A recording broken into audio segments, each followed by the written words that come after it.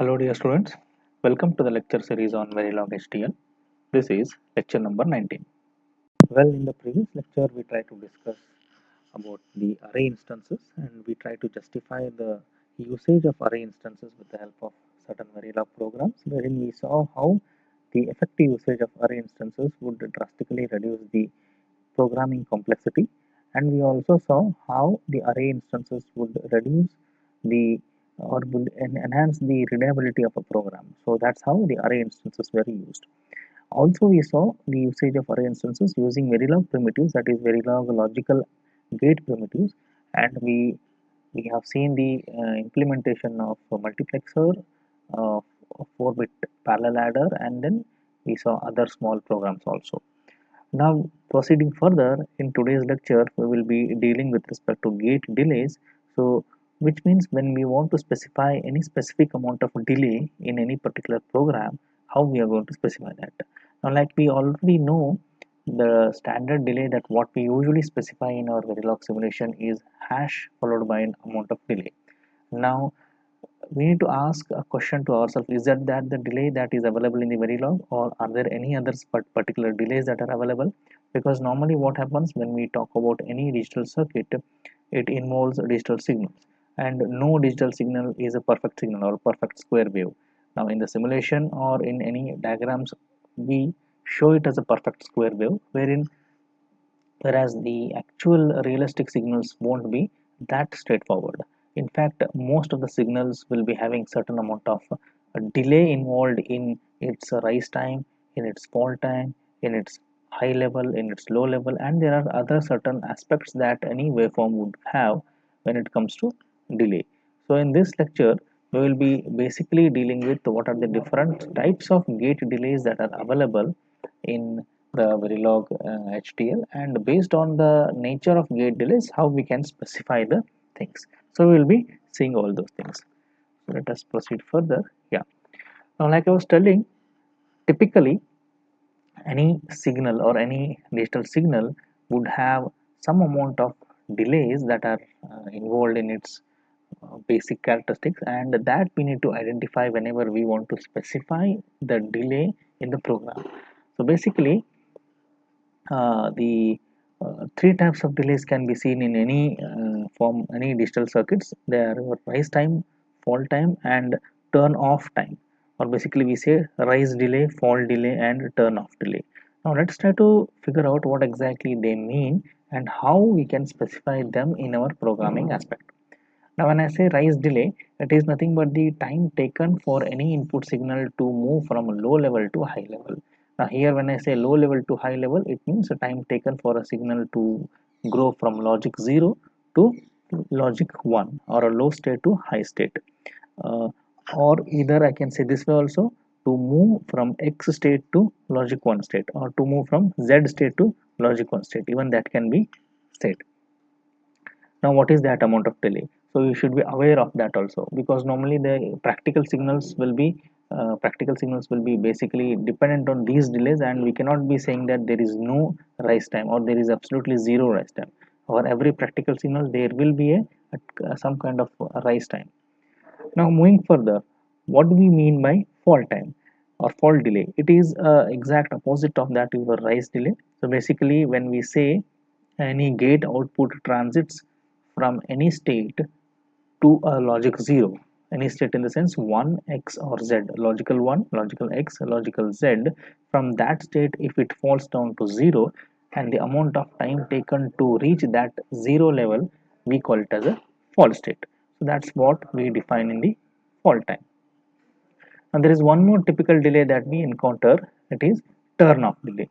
The turn off delay is associated with the gate output transition to high impedance value from another value, or basically what is the amount of time it takes to completely turn off that particular logical state. So that is your turn off delay. Now how we are going to specify that turn off delay, that also plays an important role whenever we deal with the practical signals. So if the value changes to x, the minimum of three delays is considered. So basically, when we specify rise time, fall time, and turn off delay, and any particular value changes to x, then we'll be the freedom of choice will be with respect to the minimum amount of delays that will be with respect to all the three delays. So I'll be showing with some examples how to choose which delay and when to choose that. Now, three types of delay specifications are allowed. If one delay is specified, this value is used for all transitions. If two delays are specified, they refer to rise and fall delay values. The turnout delay is the minimum of the two delays. Now, these are certain tips that we should be remembering. And if all the three delays are specified, they refer to rise, fall, and turnout delay values. And then if there is no delay being specified, then the default value of 0 is assigned to that. That means it's an ideal waveform and it doesn't have any rise time, fall time, and turn off time. Now let's take some example with respect to some delay values and we'll figure out how exactly they can be mentioned. Now as you can see here an AND gate, how we can mention the delay. So usually we used to ignore, or we used to, this is how we used to write our program. Now I can be specifying some amount of delay, and before that I need to put a term called as hash. So and hash, if I mention 10, that means 10 time units of delay is specified with respect to this AND gate. And what does that 10 stands for, whether it is rise time, fall time, or uh, the turn off time. So like I was telling over here, if only one delay is specified, this value is used for all the transitions, which means rise time, fall time, and turn off time all will remain same if I mention any one particular delay over here. What if I want to mention different time values, then I need to mention two values over here, which means whenever I mention any two values, for example, here in the place of rise value, if I mention 10 and if I mention 20, now you may ask the question, you have mentioned 10 and 20, now whether it is rise time, fall time, or rise time, turn off time, or fall time, turn off time, how do I come to know? For that, there is one statement being quoted in the previous slide or previous paragraph. See, it is, if two delays are specified, then they refer to rise and fall delay only.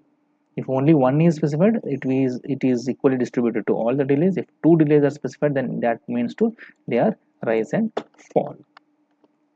Then what if I want to mention the turn off value also? Then mention the third delay, that will be your turn off value, which means this is the amount of time taken to rise, this is the amount of time taken to fall, and this is the amount of time taken to turn off that entire logic.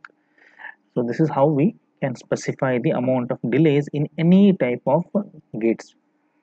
Here is an example that I have taken over here, like I was telling, and hash 5 indicates delay of 5 for all the transitions, and hash 4 comma 6 indicates a rise of 4 time units and a fall of 6 time units.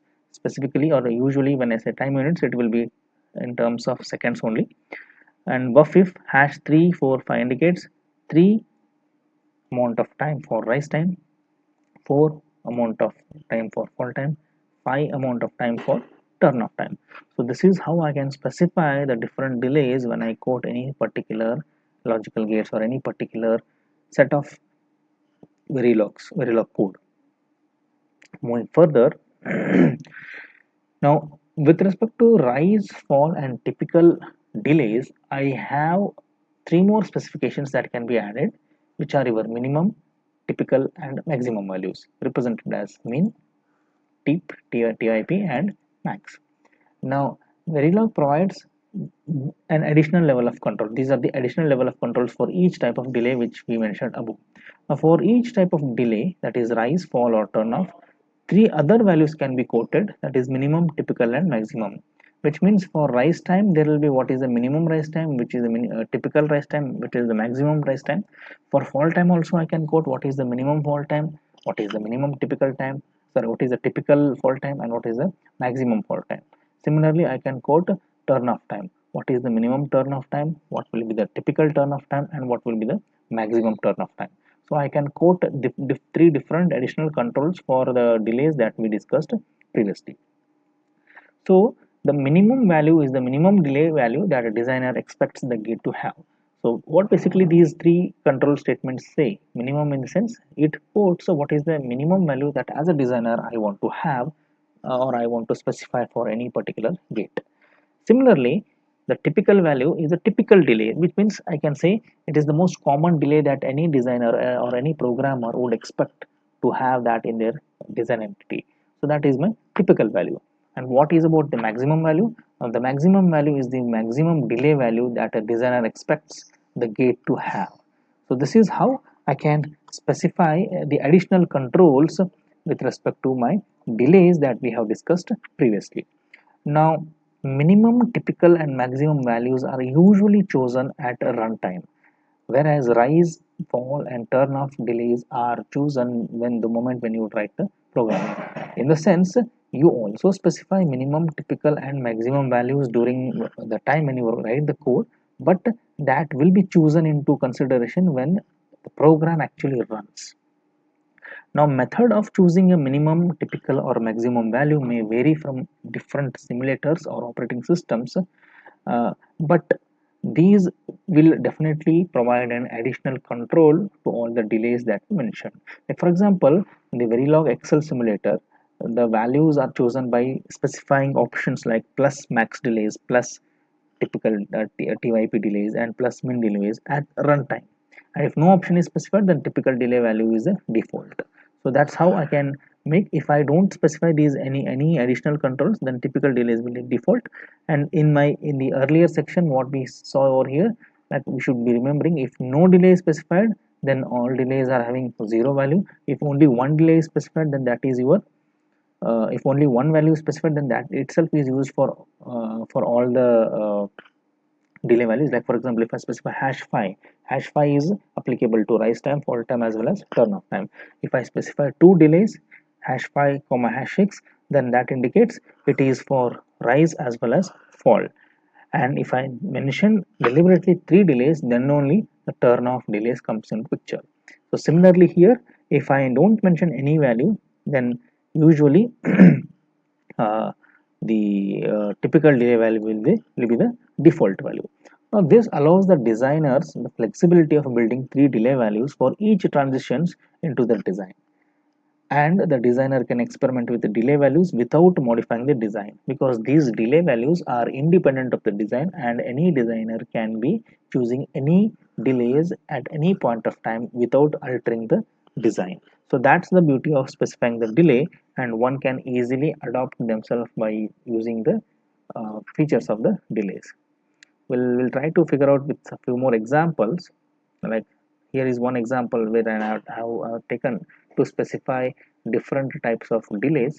Like I have mentioned here, plus min delays, delay equal to 4, plus typical delays, delay equal to 5, plus max delays, delay is equal to 6. I have commented it out. In the sense, I just want to mention it, 4 is for minimum delay, 5 is for typical delay, 6 is for max delay. Just to ensure the user has a better understanding of the program, I just commented it out. And when I mention these three, it is, I think, let me put these things in the simulator window itself. We'll see how exactly it looks.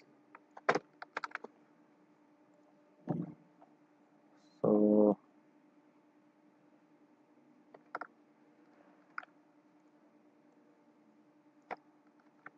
yeah, there it is. I can censor here AND gate I'm using, and for that AND gate 4 5 6, you need to specify by mentioning the colon 4 5 6 A1 out I1 I2. This is a simple AND gate.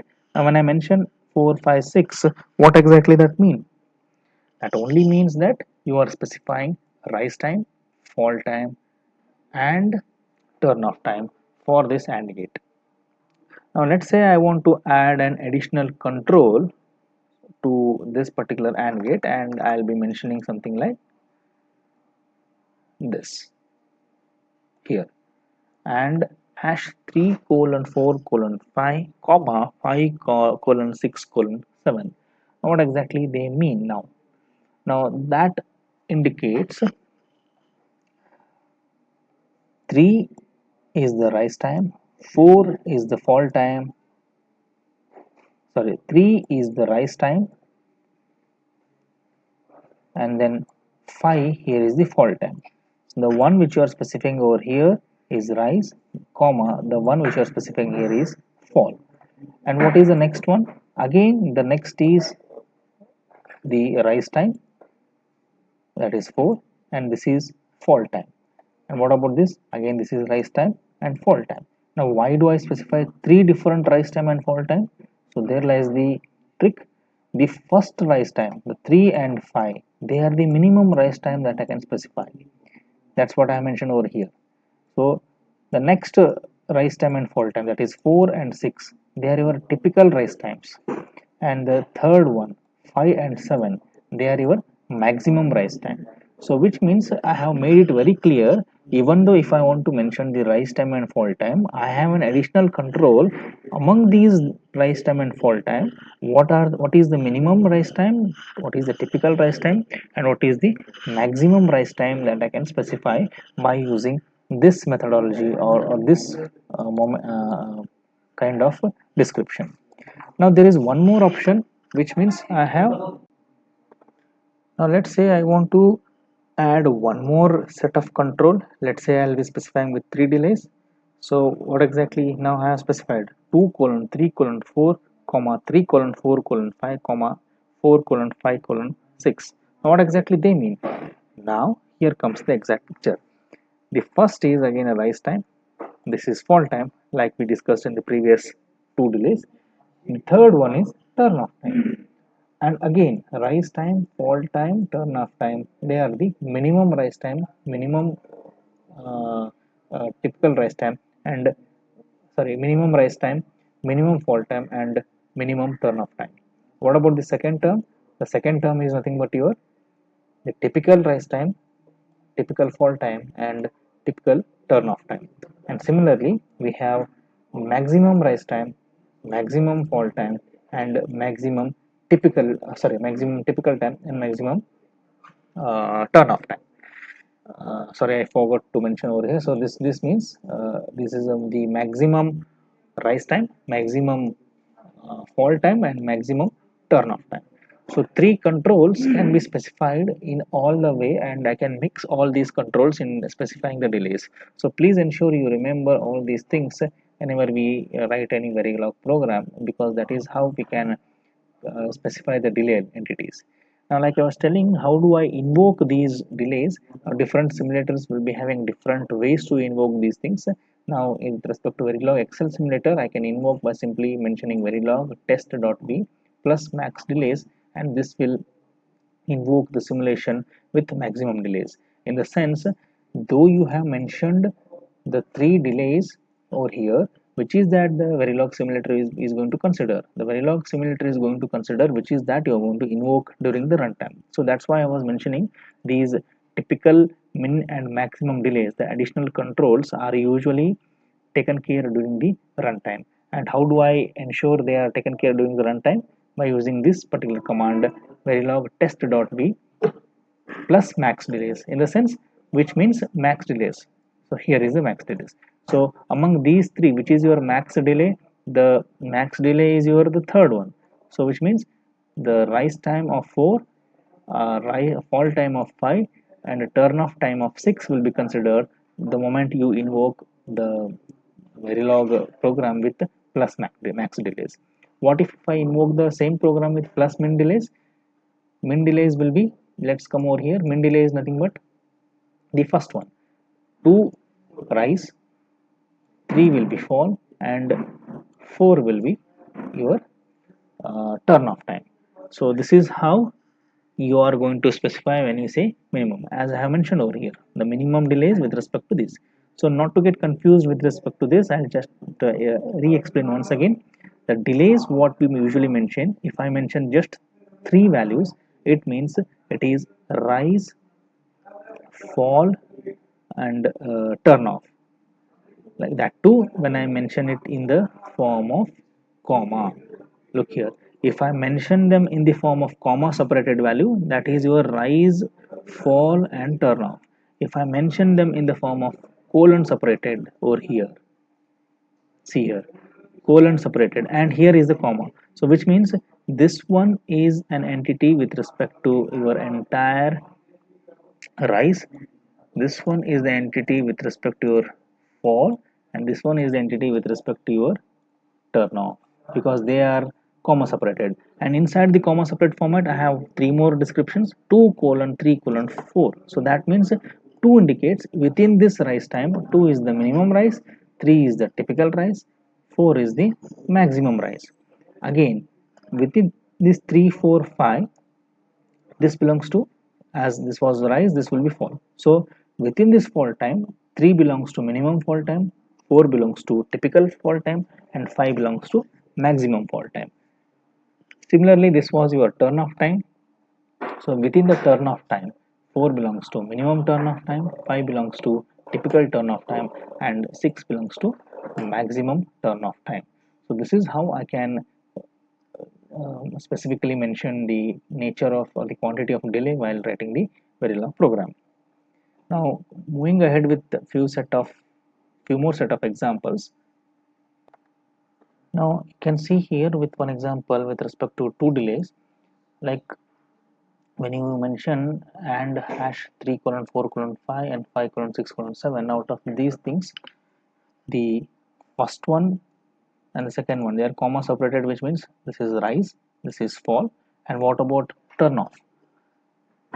Since he has not mentioned, so turn off will be the minimum value between the rise and fall. So what is the minimum value between 3 and 5? 3. So 3 will be acting as turn off. So implicitly or by default, so this will take the form, it will take the form something like this.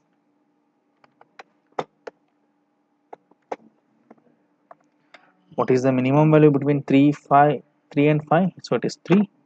And what will be the minimum value between 4 and 6? It is 4. And what will be the minimum value between 5 and 7? It is 5. So this will change something like this when you don't specify the turn off time, and that usually happens for two delay cases. So this is how your delay values are specified whenever you talk with respect to Verilog programming. So as a matter of fact, we need to be remembering mainly two things: the comma separated design or the delay specify rise, fall, and turn off, and the colon separated delays always specify the minimum, typical, and maximum delay formats. Now let's move ahead with respect to some of the examination questions that could be asked. So these are some of the examination questions that could be asked. Explain gate delays in Verilog with example, and we'll describe briefly the usage of minimum, maximum, typical in delays in Verilog with suitable examples. Now always be very careful whenever you write any program with respect to gate delays, because in that scenario you will be specifying very particularly with respect to all the three different kinds of delays, that is your max, min, max, and typical, as well as rise, fall, and turn off. And to summarize, so in this lecture we have learned how to model the basic gates using delays. Of course, I have shown you with the one particular gate, and I would like to give the other logical gates as an exercise for you. You can model the other gates also with the three different kinds of delays by specifically mentioning different kinds of delays. And since all these concepts require continuous recalling and understanding of certain facts which you have learnt in the previous lecture, this entire lecture comes under level 2 of Bloom's taxonomy level, thereby mapping to course outcome number 2. So that's it from today's lecture. Thank you for patience listening. Thank you once again.